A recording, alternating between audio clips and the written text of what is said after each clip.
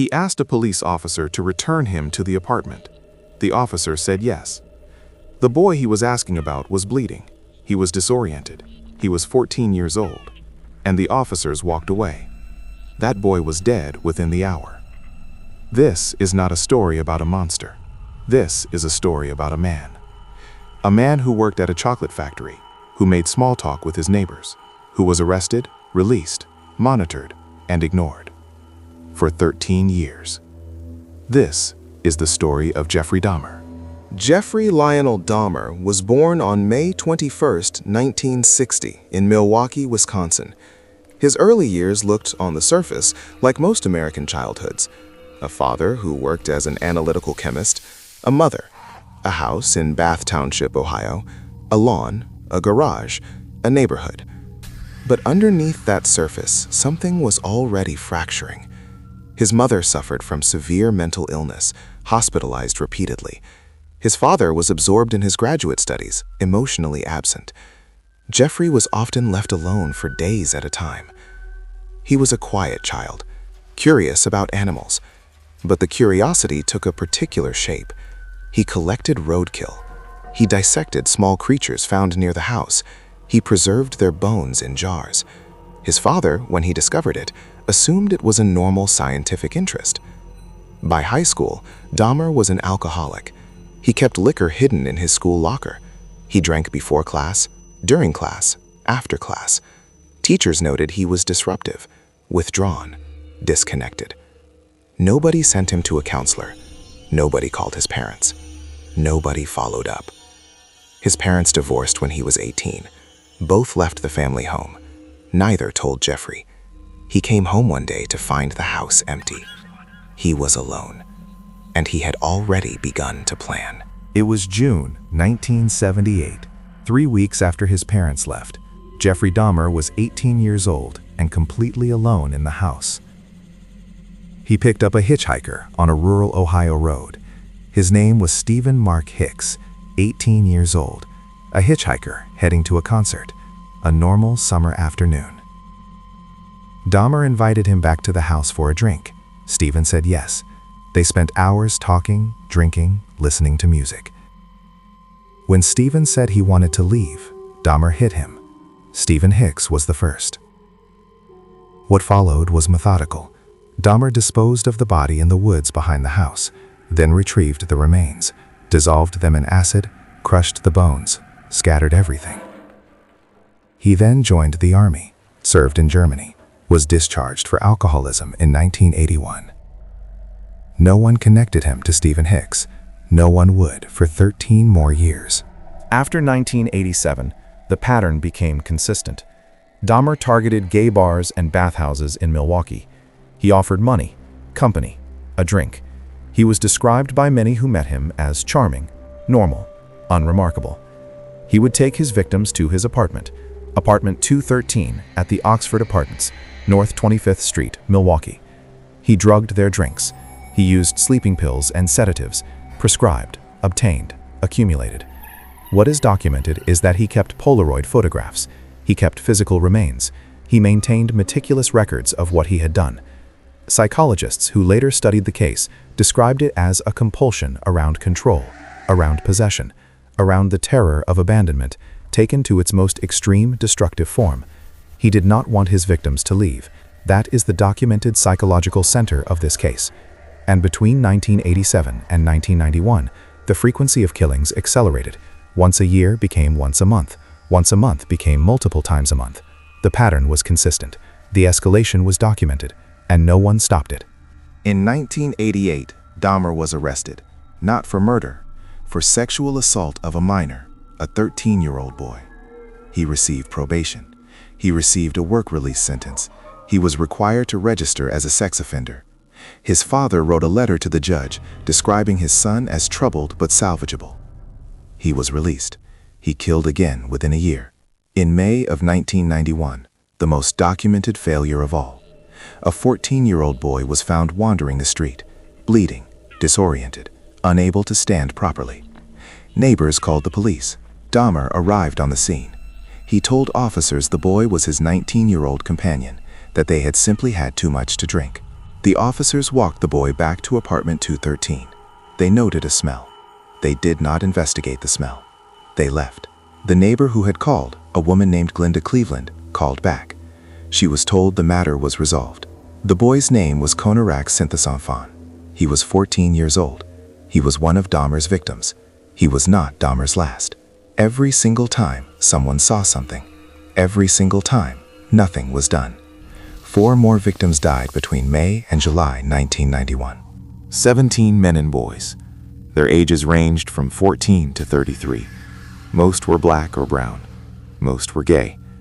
Most came from communities that had already been failed by institutions long before Dahmer found them.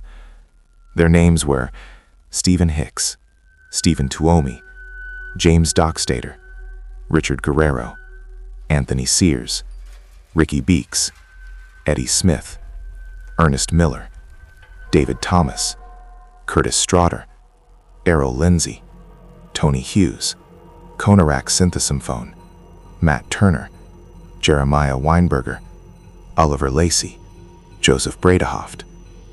They had families. They had friends. They were searched for. Reports were filed. Calls were made. Those calls were not returned. Those reports sat in files because the communities they came from were not considered urgent. That is part of this story too. That is, arguably, the most important part of this story. They were not just victims of one man. They were failed by a system, repeatedly, documentably. Their names deserve to be remembered, not as statistics, not as victims, as people. Jeffrey Dahmer was evaluated extensively following his arrest. Diagnosing psychologists identified multiple conditions: borderline personality disorder, schizotypal personality disorder, antisocial personality disorder, paraphilia, specifically necrophilia. The question put to a Wisconsin court was not whether he was disturbed. Everyone agreed he was disturbed. The question was whether he knew what he was doing was wrong. The jury deliberated for 5 hours. They found him sane by legal definition.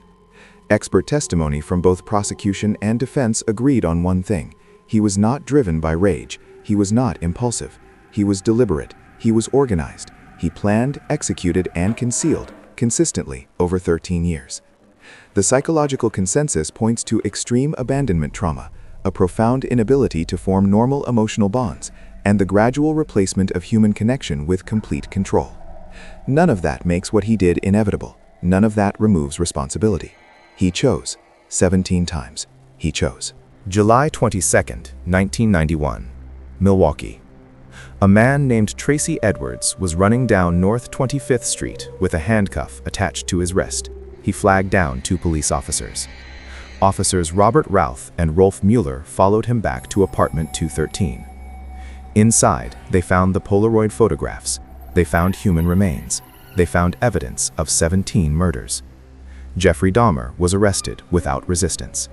His reported first words to officers were, "I should have been caught years ago." He confessed to all 17 murders. He cooperated with investigators. He provided details that confirmed each case. The trial began in January 1992.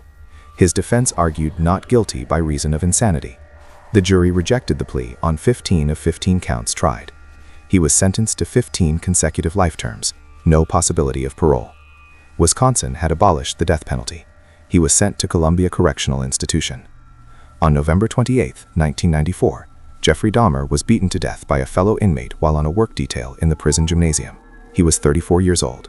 The 2 officers who returned Konarak Synthesymphone to apartment 213 were dismissed from the police force. An arbitrator later reinstated both of them. The Milwaukee Police Department faced formal complaints from the black and gay communities, who argued with documented evidence that the victims' missing person reports had been systematically dismissed because of who they were. The Oxford Apartments building was demolished in November 1992 at the request of the surrounding community. In 2022, a Netflix documentary series revisited the case. Several of the victims' families publicly objected. They stated that they had not been consulted, that they did not want the case re-dramatized for entertainment. Their objection was noted, and the series aired anyway. The case has been studied extensively in criminology and law enforcement training. It is used as a case study in systemic failure. in the dangers of racial bias in missing persons investigations, and in the warning signs present in the documented history of a killer who should have been stopped far earlier. The lessons are not abstract, they are specific, they are documented, they are undeniable. Jeffrey Dahmer was not invisible. He was seen by neighbors, by officers, by probation supervisors, by the families of missing young men who called police stations and were told their cases were not priority. He was not invisible. We just decided not to look. The question this case leaves behind is not about Jeffrey Dahmer. It is about the structures around him, the ones that failed, the ones that chose not to act, the ones that heard a woman named Glenda Cleveland call back to report that something was very wrong and told her the matter had been resolved. 17 names, 13 years, multiple arrests, multiple complaints, multiple witnesses. If any one of those moments had been taken seriously, we cannot answer that question, but we are obligated to ask it.